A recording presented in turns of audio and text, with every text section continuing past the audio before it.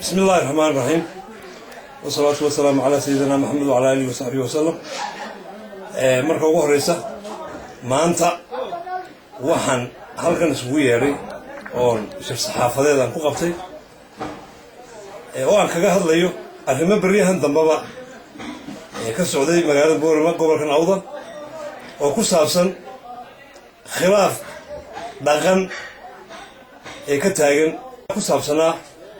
ugaaskii la isku diidanaa ee dhawaanta lagu soo dhaweeyay Boorama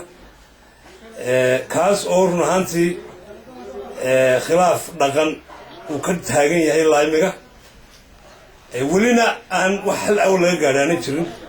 arrinkuna uu halkiisii taagan yahay ayaa waxaan doonayaa inaan u caddeeyo dhammaanba madax dhaqmeedyada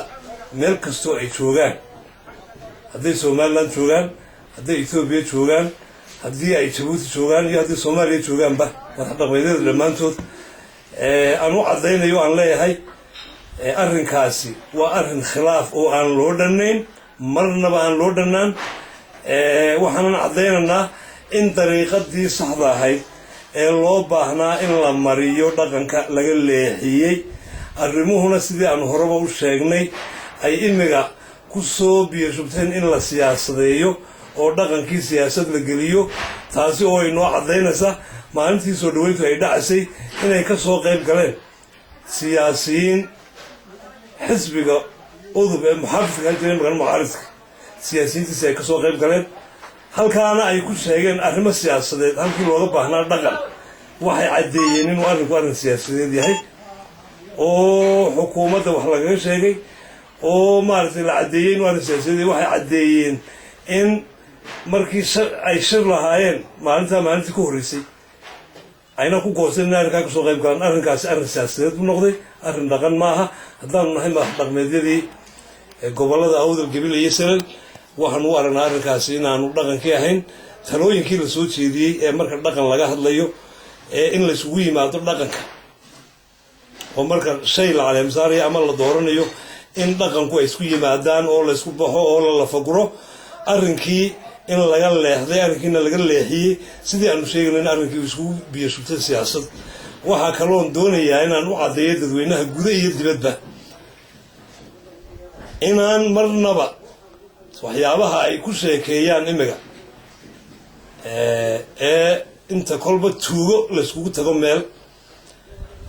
dad aan mathali karayn magaca beelaha aan mathalayna inta la haysto maalin walba la yidhaahdo waa loo dhan yahay cid maqani ma jirto waa ugaaskii Samaroon taa waxaanu leenahay wax alla wax ka jiraan ma jirto taasi waa tii aan maaragtay mar horeba aan caddaynay aan hore u sheegnay ee la diiday talooyinkii uu ku noqon lahaa ugaas Samaroon waa tii horeba loo diiday arrinkaasi bayaan baanu ka soo saarnay ugaaskaasina reerkaa wata ee soo dhaweeyey ayuu ku egaysan horeba u sheegay taasaa naga caddayna waxaa kaloo aanu ka diganaa oo aanu leenahay shakhsiyaadka aan mathalayn beelaha ee kolba meel la ishorwadee ma la geysanaya waxaanu u sheegaynaa in laga waantoobo arrinkaasina aanu noqonin arrin maaragtay u cuntamaya beelaha aan madax dhaqmeedka u ahay ama aan suldaanka guud ahay oo ah beelaha Maxadcase wuxuu leeyahay hoggaan wuxuu leeyahay gole dhaqan golaha dhaqanka iyo hoggaankooda oo 25 oday ka kooban oo suldaanka guudna uu yahay gudoomiye u baa arrimaha dhaqanka siyaasad kama hadlayo arrimaha dhaqanka ee beelaha Maxadcase waxa ka hadli karaa waa intaas bana go'aamin karta marka waxaan ka digayaa inaan dad aan mathalayn reeraha in la ishor wado taasina waxay keenaysaa inay wixii ka dhigto suuq madow arrinkii la waday inay suuq madow ka dhigto sharaftoodii meel ay kaga dhacdo sharaftii reeraha kale meel ay kaga dhacaan waxaan leeyahay arrinkaana laga waantoobo ninka ugaaska lagu sheegayna waxaan leeyahay maalintii jigjiga uu joogay ee la isku khilaafay ee la shaaciyey ama go'aanka lagu soo saaray in ninkaasi ugaas makaahil uu yahay ee makaahilnimo lagu soo dhaweeyo markii uu ogolaaday ayuu sharaftiisa qaaday maantana waxaan leeyahay waxbayaan lagu warwareegnay reerkii soo dhaweystay keenay buu ku egyahay waan ugu hambalyeelnaa odayga guud ee ay sameysteen reer walibana wuxuu leeyahay hoggaan guud waan ugu hambalyeynanaa annagoon cidna wax yeelinin cidna aan wax ka sheegin cidna aan aflagaada u geysanayn waxaan leenahay odagooga waan ugu hambalyeynayaa laakiin haddaanu nahay beelaha maxalaase arrinkaa dibaddaanu ka nahay annaga nama matalo horena waan u caddaynay imigana dadweynaha meel kastoo ay joogaan waxaan u caddaynaynaa in mowqifkayagu kii hore yahay aanu halkii ka taagannahay mana fiicna siyaasadday ku fiican tahay arrimaha dhaqanka in la foorjarigareeyo oo ama laga been abuuraa waa mid aan sharciga ku oolin in laga been abuuraa dhaqanka lama been abuuri karo dhaqanku wuxuu leeyahay dhaqan soo jireena dariiqad loo maruu leeyahay dariiqadeeda haddii laga leexiyana dhaqanku waa laabaya siyaasaddaa la idhahdaa kolba dhinacii loo jeediyo ayay u jiitantaa laakiin dhaqanku ma jiitamo waxaanu leenahay dhaqanka yaan meel lagaga dhicin yaan maaragtay dadka laga been abuurin ee ha lagu eekaado annagu taladii aan soo jeedinay ahayd mar haddii dhaqan laga hadlayo dhaqanku inuu isku tago in la isku baxo in wax la iska weydiiyo oo tala meel la wada dhigto oo xeerkii iyo nidaamkii la isku afgaran lahaa lagu shaqayn lahaa la wada dhigto ayaanu soo jeedinay kiina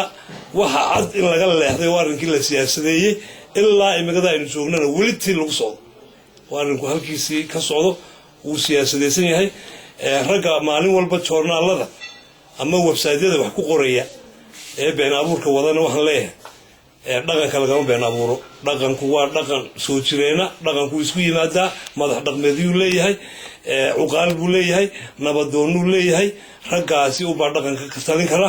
laakiin nin siyaasad wada oo maalin walba websiteka iyo internetyada iyo joornaalada maxalliga wax ku qoraya oo wax been abuura lagu qoraya annagu waxaan leenahay arrinkan waan kasoo horjeednaa arrinka si ha loo daayo go-aankii la gaadhay ee aanu shaacinay 9kii bishii 12kii bishii 9aad cid waliba way haysataa adduunka laga sii daayay kaas baa noo go-aana kii wax ka dambeeyey oo soo baxay oo lagaga wada hadlayna annagu ma aragno waxaananu sheegaynaa inaan been abuurka badan la iska daayo dhaqan baanu nahay haddii aan ahay suudaanka guud ee beelaha maxadacsana waxaan leeyahay beelaha maxadaase bannaankay ka taagan yihiin hawshaasina hawl u taallo maaha suudaankowgii guud na u wataa reeraha kalena salaadiin guud bay leeyihiin reerkayga walaalahayna hadday samaysteen oday guud waan soo dhaweynaynaa dee waxna wada shaqayno saddexdaa oday ee maaragtay madaxda u ah ubaa wada shaqaynaya mid kalena waan ka digayaayo midnimada samaroon ama midnimada gadabuursi wax alla waxay noqonaysaa ma jirto imigadaas ayay midnimo jirtaa oonu ku wada shaqaynaa oonu ku wada soconnaa oo aanu ka wada shaqaynaa maaragtay horumarinka developmentkii ayaanu ka shaqaynaa dariiqyaa la dhisaa iskuullaa la dhisaa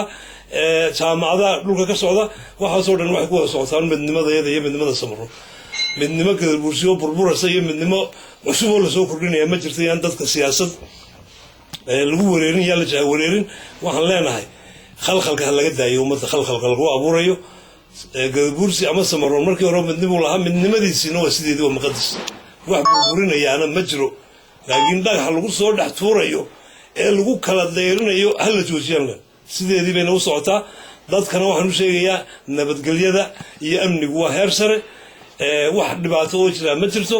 sidii hore iyo si ka fiican bay ku socotaa laakiin waxaan leeyahay been abuurka dadka lagu khalkhalgelinaya maalin walba joornaalada iyo websaydyada lagu qoraya ha laga joojiyo taasaan ku dardaarayaa warbixintaydii maanta ee aan ugu talagalay waxyaabo badan oo shirar jiraayadoo dambe ayaa iman doona maanta aan ku baraarujinayay oo aan kula talinayay dadka been abuurka ka wada websaydyada iyo joornaalada waxaan kusoo gabagabaynayaa intaa dhammaantiinba waa salaaminti waxaa kaloo dadweynaha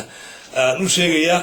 in gobolada awdal iyo sanad iyo gabileyba meelo ka mid a gobolka gabiley